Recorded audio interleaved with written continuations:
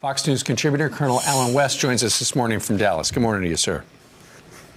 Good morning, Steve. Good morning, Ed. You say the administration has a great deal of responsibility for this attack. How so?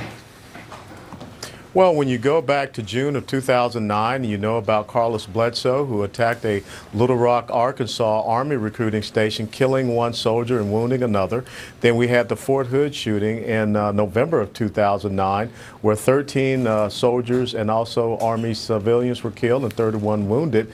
And then we had this incident. And in between that, you had the vicious, barbaric attack of the British drummer and machine gunner Lee Rigby. We have had plenty of instances to let us know that our men and women in uniform on our military installations are in danger, and the battlefield is here. And it's just a simple act of leadership to change a policy to enable them to be able to defend themselves. Mm-hmm. So, Colonel West, beyond the criticism of the president, then let's be forward-looking as the nation tries to sort through this awful tragedy, which certainly looks like a terror attack. The FBI is still trying to confirm exactly what went down. What would you do differently? Give us 2 or 3 things that you think the president should do today in the Oval Office to change this and to protect this nation. Well, first of all, I visited an Army Reserve Center here in Grand Prairie, Texas on April the 18th, and I was waved on by an unarmed female security contractor who did not even check my ID card.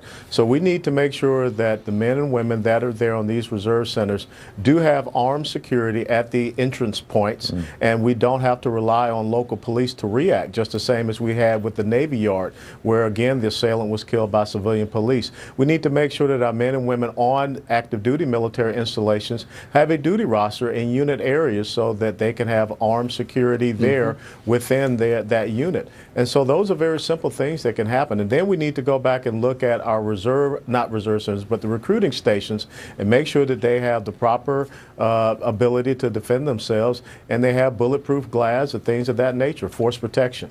Absolutely. When you think about it, Colonel, it's a little crazy to think that there are many military installations in this country that are, you could drive by, as that guy did yesterday. They're soft targets. They're sitting ducks in there. Yeah, you're absolutely right. And, maybe in a different era that was okay.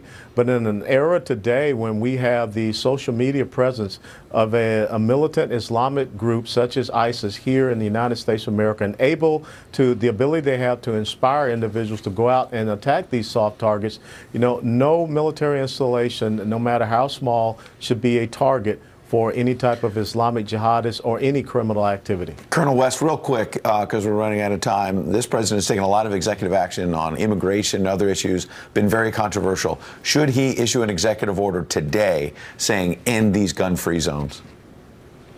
He absolutely should. He is the commander-in-chief, and how many more of our soldiers, sailors, airmen, Marines have to lose their lives here in the United States of America, the place where they're supposed to be able to have respite away from a combat zone before he takes action. All right.